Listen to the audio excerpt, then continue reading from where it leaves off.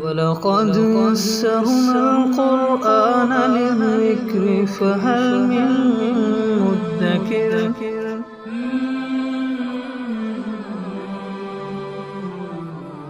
سورۃ الممتحنہ آیت نمبر 12۔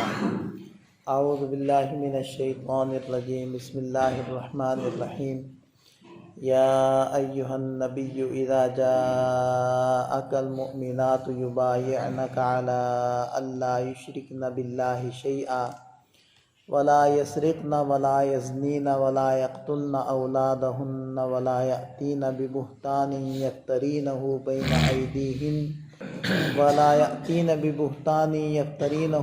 ایدیہن وأرجلهن ولا يعصينك في معروف فبايعهن واستغفر لهن الله إن الله غفور رحيم۔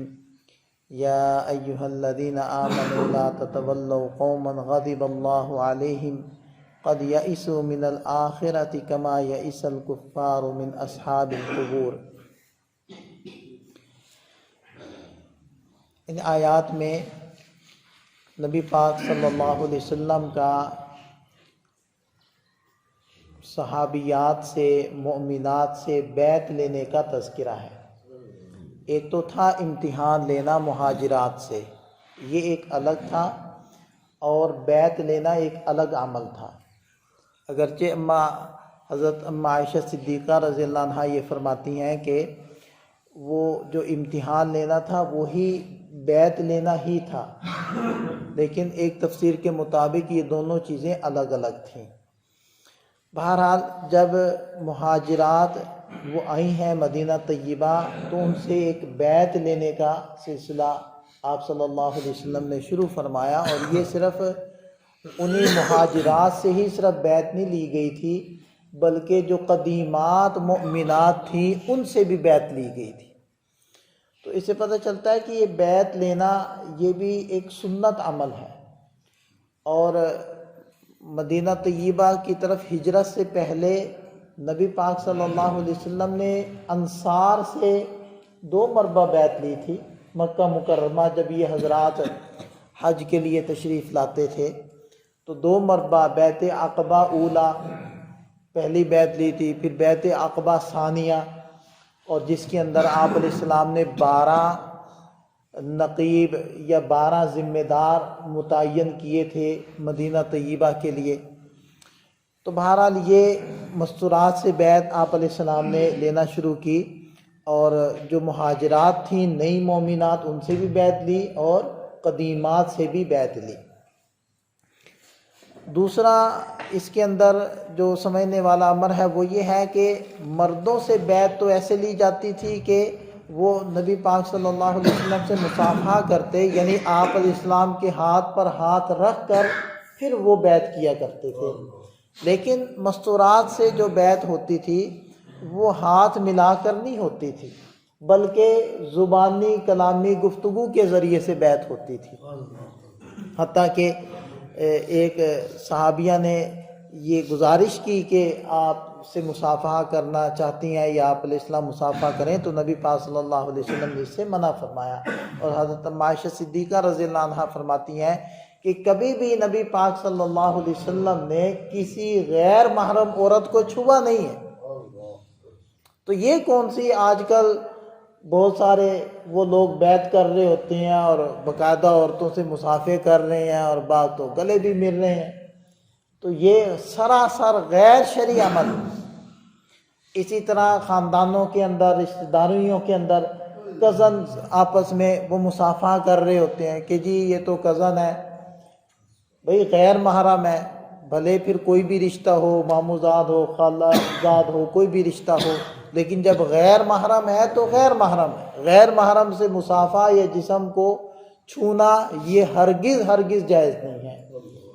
تو بہرحال بیعت کیا تھی کہ یا ایہا النبی، اے ہمارے نبی، اذا جاءک المؤمنات، جب آپ کے پاس مومن عورتیں آئیں، یبایعنک، آپ سے بیعت کرنے کے لیے۔ کس پر بیعت؟ علی اللہ یشرکن باللہ شیئا، اس بات پر بیعت کہ وہ اللہ کے ساتھ کسی چیز کو شریک نہیں ٹھہرائیں گی۔ شرک نہ ہو، اور یہ عام طور پر عقیدے کی کمزوری عورتوں کے اندر پائی جاتی ہے، اس لیے اس چیز کا اہتمام کیا جا رہا ہے۔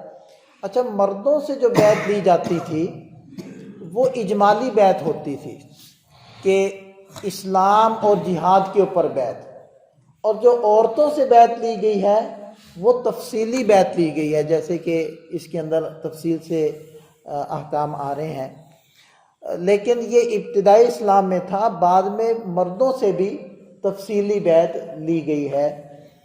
تو بہرحال پہلی چیز تو یہ تھی کہ اعلیٰ اللہ یشرکن باللہ شیئا، کہ وہ اللہ کے ساتھ کسی چیز کو شریک نہ ٹھہرائیں، ولا یسرقنا، اور چوری نہ کریں، ولا یزنینا، اور بدکاری نہ کریں، ولا یقتلن اولادہن، اور وہ اپنی اولاد کو قتل نہ کریں، زندہ درگور کرنا۔ تو پیچھے آیا کہ ولا یزنینا، وہ بدکاری نہ کریں۔ اصل میں بدکاری کے اندر بھی عورت کا بڑا عمل دخل ہوتا ہے، کیونکہ اگر عورت ہی نہ چاہے تو مرد کی کیا مجال، اور بظاہر ایک اعتبار سے تو مرد قوی ہے، عورت کمزور ہے، لیکن دوسرے اعتبار سے عورت کمزور نہیں ہے بلکہ عورت قوی۔ اگر عورت ایک آواز لگا دے تو کیا خیال ہے، اس کی مدد کے لیے مجمع اکٹھا نہیں ہو جاتا؟ تو عورت اس اعتبار سے کمزور نہیں ہے، اگرچہ پہل مرد کرتا ہے، لیکن جب تک عورت کی طرف سے گرین سگنل نہ ہو مرد کو ہمت نہیں ہوتی۔ اس لیے دیکھیں قرآن نے کہا ہے کہ اگر عورتوں کو غیر مرد سے بات کرنے کی نوبت آئے تو ان کی آواز میں لوچ نہیں آنا چاہیے، ہاں دستور کے مطابق بات کریں، ان کی آواز کے اندر نرمی اور ان کی آواز کے اندر جاذبیت اور کھچاؤ یہ نہیں ہونا چاہیے کہ کہیں کسی منافق کے دل کے اندر، کسی بیمار دل کے اندر کوئی طمع پیدا ہو جائے۔ تو جب تک عورت نہ چاہے ایسا کبھی بھی نہیں ہو سکتا۔ تو اس لیے ارشاد فرمائے کہ اس پر بیعت وہ کریں، ولا یزنینا ولا یقتلن اولادہن، اپنے اولاد کو قتل نہیں کریں، ولا یأتین ببہتان، اور کسی ایسے بہتان کو وہ لے کر نہ آئیں، یفترینہ، جس کو انہوں نے خود گھڑ لیا ہو، بین ایدیہن و ارجلہن، اپنے ہاتھوں پاؤں کے سامنے۔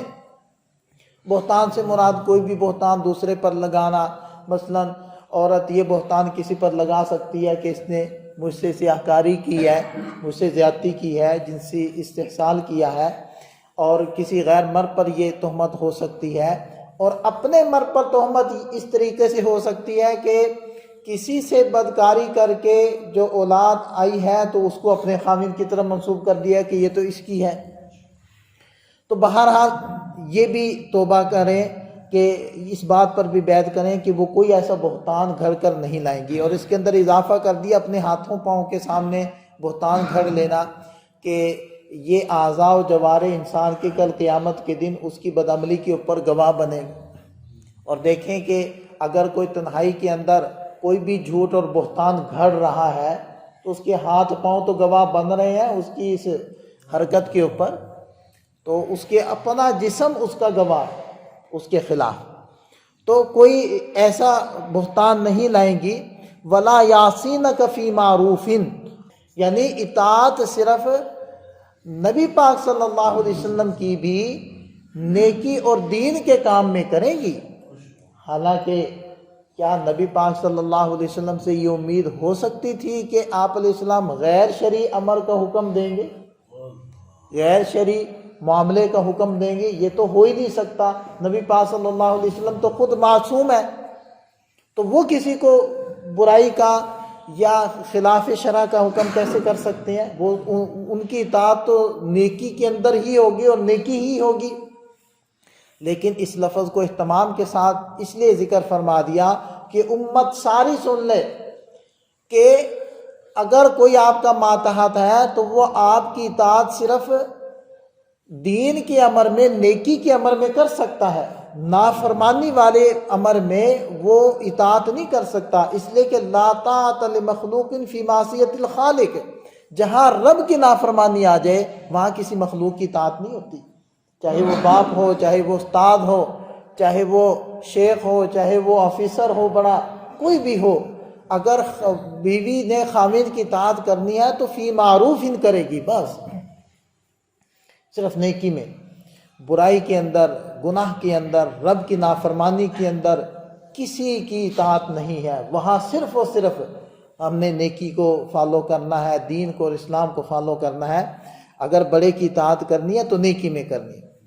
تو اگر وہ ان چیزوں کے اوپر بیعت کریں فبایعہن، تو آپ ان کو بیعت کر لیں، واستغفر لہن اللہ، اور اللہ سے ان کے لیے استغفار کریں، گناہوں کی معافی چاہیں، ان اللہ غفور الرحیم، یقیناً اللہ تعالیٰ بخشنے والے مہربان ہیں۔ اور آخری آیت ہے یا ایھا الذین آمنوا، اے ایمان والو، لا تتولوا قوما، کسی ایسی قوم سے دوستی مت لگاؤ، غضب اللہ علیہم، جن پر اللہ ناراض ہوئے۔ پہلی آیت مبارکہ کیا تھی؟ یا ایھا الذین آمنوا لا تتخذوا عدوی وعدوکم اولیاء، کہ اے ایمان والو میرے اور اپنے دشمنوں کو دوست مت بناؤ۔ اور یہاں آخری آیت مبارکہ میں بھی وہی حکم آ رہا ہے کہ جن پر اللہ کا غضب ہوا ان کو دوست نہ بناؤ۔